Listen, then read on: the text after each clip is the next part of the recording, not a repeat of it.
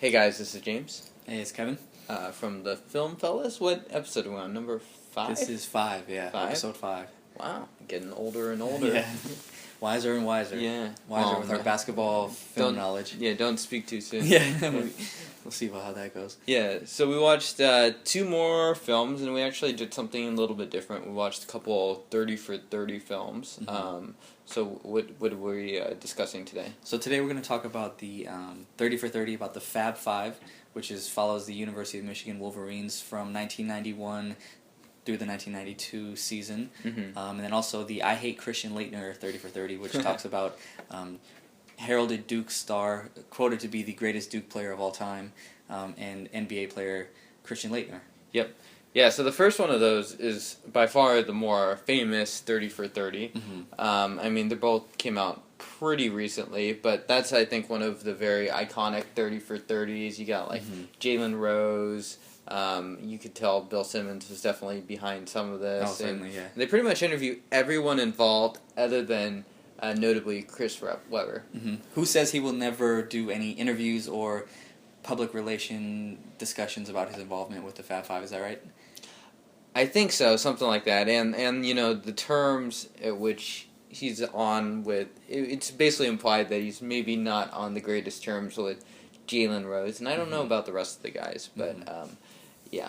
Cool. So what did you think about it, the documentary about the Fab Five? Did you know a lot about their history and their cultural impact that they had? You know, I thought I knew a lot more than I did. For instance, I thought that they won the championship one of those years. Yeah. Which is just not true. It's not a fact. Yeah. They lose both years. They make it to the NCAA finals both years, their freshman and sophomore year, but they don't win either one of those years. And then it kind of cuts off there because Chris Webber goes to the NBA. Was he the only one, or did Howard go that year too? He's the only one that goes, and then Howard and the other Jalen Rose. Yeah, they stay back. Okay. And then they go the following years or whatever. But I guess 91 and 92 were the 2 years where they really were winning. They caught like the national attention and stuff like that. So it was really fascinating to watch it. And they make the point sort of at the end of the film. I think Jalen Rose makes this point where he's just like, you know, we didn't actually win it, but like, what do you remember about those teams?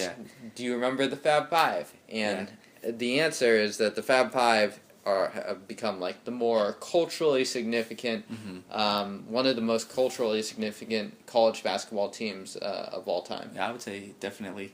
It's interesting. He does ask, name one player from the University of Kentucky that, I think, was it Kentucky or Cincinnati? I can't even remember. We watched it like 3 weeks ago. And he said, he asked to name one player from the team that won the 1993 championship. And exactly. And I mean, like, the other team, we could definitely name someone because he's in the title of our other film. But and they had their own sort of like iconic things, but they're very iconic for different reasons. Like the Fab Five, they were famous for just kind of like their countercultural. They're running parallel to a lot of cultural movements of like the Rodney King stuff and like African Americans. Around the U.S. Yeah, it was interesting to see too the impact of also being 5 freshmen to start on one of the most renowned college basketball programs, to be that young, 18 years old, and then to make these big cultural statements about most of them except for I think Chris Webber are all from the inner city, Chicago, Detroit areas. Chris Webber's from like the suburbs of Detroit, which is interesting that Jalen Rose really likes to seem like he made that point a couple times that Chris Webber kind of played into that image, but that wasn't necessarily like his background, that he was sort of more looped middle in with class. More middle class upbringing. Even stylistically, if you think about going with the baggier basketball uniforms, which now, I mean, that trend has definitely continued on, going with the all black socks, things like that I think still hold like strong root in basketball culture. To see that started with those 5 college freshmen was pretty interesting. For sure. And, it's interesting to think of, like, would Jalen Rose have even said these things if Chris Webber was appearing in the documentary? So it kind of gave him free reign. So it is sort of what it is. But it is interesting to think of Chris Webber as sort of, like, the middle class. Yeah, that seemed to be what the point was. Yeah. It's interesting to see some parallels, too, between the Fab Five and also our documentary Hoop Dreams, which is interesting that in one of the Hoop Dreams segments where I forget who, but they go to a basketball camp, and Jalen Rose is actually at the camp. That's right. So they have an interaction. As a player in high school as well. So just seeing again some of those parallels from these other films that we've watched, and thinking about the timeline where they're coming, street ball still at an all-time high. I'd say that was sort of right before the decline of street ball, more into like AAU and organized basketball for youth. And that was one of the criticisms that the Fab Five get, is that they're going against these teams that have like built-in like systems and coaching schemes and things, and a lot of people criticize them as just coming in and playing street ball, which was a criticism from one group of people, but also I think it was really celebrated that they were bringing like the culture of like the street and the street ball into the NCAA, and then doing it and winning and doing it very well. Yeah, exactly. And if you watch them play, like we all talk about like street ball is sort of like I'm gonna punk someone or whatever, I'm gonna go 1-on-1 or whatever. Mm-hmm. But if you watch them play, they're actually playing very good basketball, and they're moving the ball. Mm-hmm. It's not like a lot of like, oh, we're gonna do an ISO for Jalen Rose, now we're gonna do an ISO for Chris Webber. Mm-hmm. Or whatever. It's a lot of team ball. They're moving the ball. They're passing it. Jalen Rose is a very good passer. He was a very good passer in the NBA as well. Really fast paced. Great ball movement. Exactly. So it's like they're playing a game and they're not afraid to have some flash or whatever, which really contrasts, I guess, against the Duke styles, which are known for like their heavy fundamentals. Or just like if we're talking about like the color of people's skin, they're whiter. They stand for sort of like the established order, so to speak. Even if that may not have been the case, as we'll talk about a little bit later. But it's just like such a contrast in style versus the Duke teams that had been winning these championships. Yeah, I think that was seemed to be refreshing. The way that they talk about it was refreshing for the NCAA. Yeah, it was interesting too. I think one of the stories that I knew the most about this team was the infamous Chris Webber timeout technical. And that was also, it seemed like that was just a small part of like the storied kind of legacy that they have for the 2 years that they played together. I actually thought they won that game. I thought he makes that call. They go on and maybe play overtime and they end up winning. That call definitely cost them the game in the context that we see it in. Yeah, and Chris Webber, became an incredible NBA player, one of the best, but he's always kind of had that that there's like always that image of him just like never quite making it. And unfortunately that's probably something that he'll just have to well, I'm sure he's already learned to live with it, but it's always there, sort of like the image of Chris Webber, like fantastic player, really smart player. But he never quite got that ultimate achievement. Which is interesting because I know more about Chris Webber as an NBA player, and that's definitely his reputation. And that was exactly how his college career went. Went to 2 back-to-back NCAA finals as a freshman and sophomore. The first game they get blown out by Duke. In the second game they should have won, but mental mistakes kind of cost them the game. Yeah, exactly. And I mean, you could point at several moments. Well, not several moments, but definitely a few moments on those Sacramento Kings teams as well, where it's like Chris Webber's afraid to take the big shot or whatever, and some of that criticism's unfair, but like, but it happened, and there's something to it. Yeah, there's something to it. So, yeah, it's interesting. So we talked about kind of what the foil to this Fab Five team was the Duke team, which in the 1991 season, Duke wins the NCAA final by beating the Michigan Fab Five, and the anchor of that Duke team is Christian Laettner. So it was really interesting then to watch that documentary and see those two stories running parallel but being just extremely different. Their image, their cultural representation, their fan base, style of basketball. And especially with the Christian Laettner one, is like, one thing you really realize is that, like Christian Laettner, you might dislike him, but it's for very different reasons than like what we've been like taught to dislike him for.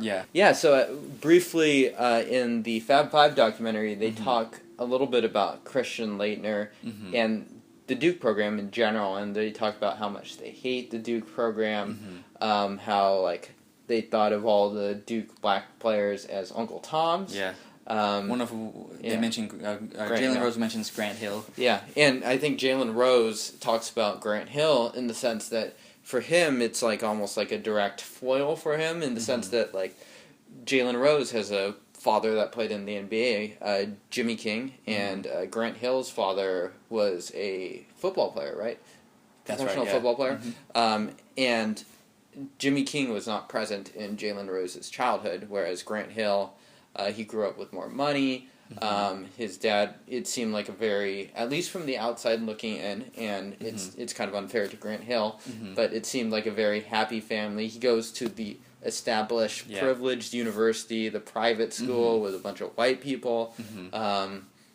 So for him, it became very sort of personal, I guess you would say. Yeah. It's just like for Grant Hill. Yeah, that's what it seemed like. Program. Yeah. It was interesting to see like the power of image. Like we see that, you know, the during the time 91, 92 that things are going on, the Fab Five are kind of set up there. The media tags them as like these thugs that play unorganized basketball. They're rough around the edges, you know, coming straight out of the street into this college establishment. We see that's not the case, obviously, but kind of as race, culture, and image plays in, that's how they're hyped up. And then we see this Duke team as like, they're these like soft, preppy guys, all from like upper middle class or like upper class backgrounds, especially like Christian Laettner being kind of the poster child of this. Yeah, he's got like comb back hair, kind of like pretty boy image, soft. All the girls love him. And then as we go through the documentary, we also realize that that's not the story of the majority of the Duke players, or even the story of Christian Laettner. Yeah. But just the power, especially in sports, of like how image is really everything. Absolutely. Yeah. And then whatever your image is as an athlete or as a team, that's kind of a blanket statement for everybody. And so, what were some of the surprises you found about Christian Laettner? Well, I mean, frankly, I just didn't know all that much about him, and I am a lifelong person that has just rooted against Duke as much as I possibly could for the NCAA basketball, and I probably still will continue to do that. I don't think this documentary changed my outlook, but I mean, I think it illustrates a lot of key concepts, just how we think about sports figures or just public figures in general, in the sense that like we never get very much of the full story, if any of it. So like Christian Laettner, despite looking like sort of like the prep school kid, and despite going to a prep school, he was actually one of the poorest people on Duke, and worked his way, I think, through high school in order to even just like go to high school. And so he kind of comes from like definitely not a background of what you would call high privilege. And he comes in kind of with that chip on the shoulder, but he looks like that prep school kid, and he plays with that edge that you would have from sort of like coming from like a less privileged area. And so that sort of like those two sort of work with each other to make him into this sort of like perfect, villainous, easy to hate figure. He's so privileged that he's gonna like do all these things, and he's gonna like step on our players, and he's gonna treat us disrespectfully. That's so true. That's interesting. I think one of the differences I noticed between the Fab Five team and that Christian Laettner team was that there's a group that liked and a group that disliked the Fab Five team, but they transcended, I'd say, a lot of culture and geographic boundaries, and they were kind of a nationwide phenomenon. Whereas that Christian Laettner Duke team, if you lived in like the Duke area, or you were just like a Duke alumni, you loved Christian Laettner, and everything he did affirmed your love for him. Everywhere else in the country hated him, and everything he did affirmed why they hated him. So I feel like he was much more focused, the feelings towards Christian Laettner. I don't think he was able to really transcend much geography or culture, whereas I think the Fab Five were definitely like a nation and worldwide phenomenon. I mean, if Christian Laettner was able to transcend anything, it was to transcend the hatred for him across the country. And if you think about it, the points where you would call them Christian Laettner friendly zones, it'd be very small, because like in like even just within North Carolina, you're like talking about Raleigh. There's like UNC and NC State. Neither of those schools are going to have any sort of love for Christian Laettner. And then outside of that, there's no reason for any of the other schools to have to do anything to dispel the sort of negative images that he has. And I think he says something interesting, and I don't know if this is the point of view that he had when he was in school or at the time, but he says, I don't care what people think about me. I'm over that. I'm do that. And he seems very sincere in that belief. He's like, I care about the people that matter. I care about like my family. I care about like there's one particular teammate, Brian Davis, I believe was his name. He's like, I care about these people. These people are my friends. They're my family. You know, they're the people that matter. And I think there's a lot of truth in that. And I sort of admire the amount of hatred that the man's willing to go through in order to do it. He almost seemed like he reveled in it, like he enjoyed and would do things intentionally, knowing that it would just make people hate him more. The one that comes to mind is one of his most famous shots is in the regional final, so to play into the Final Four against Kentucky. Kentucky, he makes the game winner. They inbound at full court. He catches it about the free throw line and makes a shot. Earlier in that game, he steps on another player's stomach who's on the floor, and a lot of people in the interview said that he should have been ejected from the game. He stays in and ends up going perfect from the floor the rest of the game. I think he goes 10 for 10, including the game-winning shot. Yeah. Which, if you hate a guy, that's like the worst thing that could happen. He does something that should get him thrown out, but because he's Christian Laettner and because he plays for Duke, they let him play. I don't even think they tee him up.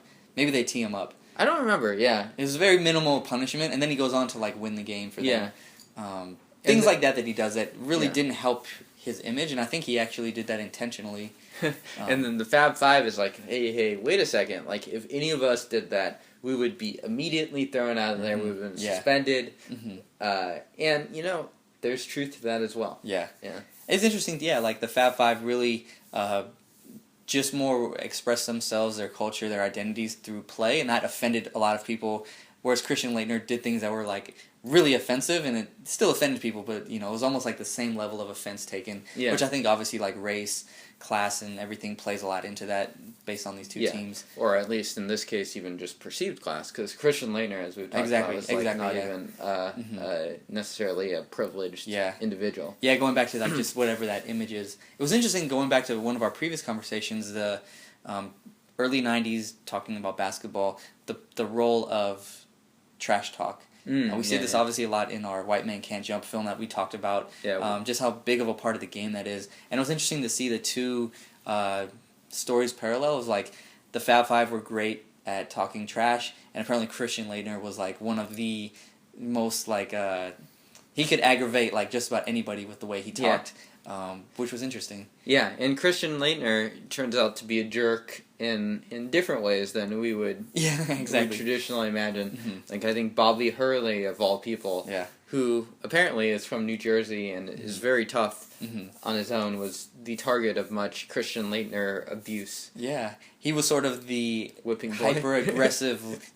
Well, Christian Laettner was like the hyper-aggressive leader, but it seemed to work, that it actually made him... I mean, they go on to win 2 NCAA championships, but he definitely like was a proponent of tough love and a lot of ridicule to his teammates in just kind of an like asshole type of way. It seems like it wasn't like pushing them to be better, but it was more like throwing things at them and like putting them in headlocks and being a jerk. Yeah, just being like an overall jerk to them, which was his way of trying to make the team better. As a result, it sounds like a lot of people on his own team didn't like him. Yeah, which is interesting. Yeah. I'm glad you mentioned that, because that was definitely like a big part. It's like Christian Laettner is kind of a jerk, but not for the reasons that you think. Yeah. And he's actually well liked by people like Brian Davis and his other friends on the team.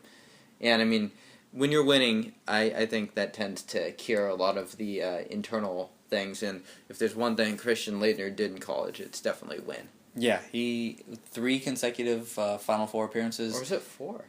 Did he go? Yeah, he was 4. So they lost their first 2, and then he wins his junior and senior year, beating the Michigan Fab Five in his senior year. And the UNLV Runnin' Rebels as well. That's right. Yeah, and, another team of great, another cultural kind of icon of a team. The Running Rebels of the 1990. They go perfect, 33-0, win the NCAA championship. Then the next year, which is 91, they lose to Duke in the Final Four. We talked about how that would have been a really interesting matchup, the Running Rebels versus the Fab Five, which could have potentially happened had Duke not won. Yep, it definitely could have, and that would have also been really interesting. But I think they refer to the Running Rebels as sort of like Fab Five 1.0 or something like that. I think it definitely paved the way for a team like the Fab Five. Yeah, it's standing for a lot of like the sort of same iconic things and having like more of a street ball culture, probably more of a West Coast base. Certainly. Yeah. Yeah, but then going down and there's actually a documentary I think we're going to watch soon about the Running Rebels. noted as being one of the greatest college teams of all time. Yep. And beating these sort of like fan favorite teams probably didn't do much for the love that Christian Laettner or Duke had at the time. Oh yeah, definitely. Yeah. Going back to what we mentioned earlier, another reason that the Fab Five became such an iconic team was that they had 5 starting freshmen on a team that goes to the NCAA finals. Of that recruiting class when they were seniors in high school, I think they were all in the top 15, which was a huge recruiting victory for Michigan. Obviously, Chris Webber was number 1. Jalen Rose was in the top 5. And Juwan Howard was like 2 or 3. Yeah, he was right below. So they were able to recruit these incredible players, like a great recruiting class. And obviously, we found out later there was some scandals that come from that, right? Yeah, specifically with Jalen Rose and Chris Webber, and they both handled it very differently. And it's kind of tough because we are really only getting Jalen Rose's side of the story, who supposedly just came true and escaped with pretty much no punishment, more or less. And then Chris Webber, who may have taken more money, I don't really know. The guy passed away, I think, before these allegations came to light. And he was with the Sacramento Kings at the time. But basically, what was the end outcome? He got fined and lost. The Michigan had to forfeit all of those accolades from those seasons, and I think he was banned from interacting with the university for a certain amount of time. That's right. That was lifted, and I think he never chose to re-engage with the University of Michigan after that. That's right. So that sort of leaves a sort of sour taste on the Fab Five's legacy in some sense. And it kind of makes me think about some of these other films we've watched that cover the recruiting process coming out of high school. Yeah. Blue Chips, He Got Game, which follows LeBron James coming out, and Hoop Dreams, and it just makes me wonder too when you have, kids that are the best in the country and all these schools vying for them. Is it possible to do so, quote unquote, clean by what the NCAA sanctions identify as being clean recruiting? Yep. I just feel like it's unrealistic in the expectations that the NCAA puts up. If a team followed them to a T, they'd have terrible teams. Yep. They just wouldn't be able to get any top-rated recruits. Yep. And I mean, it calls into a lot of questions about amateurism and two of what are, in my opinion, the worst nonprofit organizations in the world, which would be the NCAA and the Olympic organization. Yeah. Places that are littered with corruption, terrible things. Or NCAA, are they nonprofits? Well, there's FIFA. FIFA's also equally terrible. Yeah. We'll throw them in there too. But you could see this, and I think it's really well illustrated in the Fab Five documentary, is that people are making money off of these kids, and these kids are seeing none of it, and so they're printing T-shirts with the Fab Five or whatever, and the Fab Five, and I was really impressed with that sort of decision that they made. They're like, hey, wait a second, we're 19 years old or whatever they are at the time. Yeah. They're like, you guys are printing these, we're seeing none of this. We're gonna just wear these blank T-shirts or whatever. Which then even becomes a popular fashion statement that people kind of leverage to make money. So I think so much of their image and their likeness was utilized. I think there's a story where Jalen Rose tells of he goes inside and sees a Fab Five jersey on sale for $80, and he doesn't even have enough money to put into his gas to get his car to where he's going. Just sort of paralleling that sort of process of someone making money off of his image and his likeness. He's getting none of that. And he's living. And broke. So it's easy to see how someone like Jalen Rose would be like, okay, thank you for paying for my meal. Or, exactly. And stuff like that. Or in Chris Webber's case, it's really unclear what actually happened, but presumably he got some sort of payoff or money or something like that, which of course he would be able to easily pay back as a professional athlete. From what it sounded like from a guy who had been a community kind of surrogate father for a lot of the basketball players growing up in the community where they're from, with the expectation that he would provide all these resources and time and money to these kids, and if any of them ever happened to make it, they would pay him back, but there was no expectation.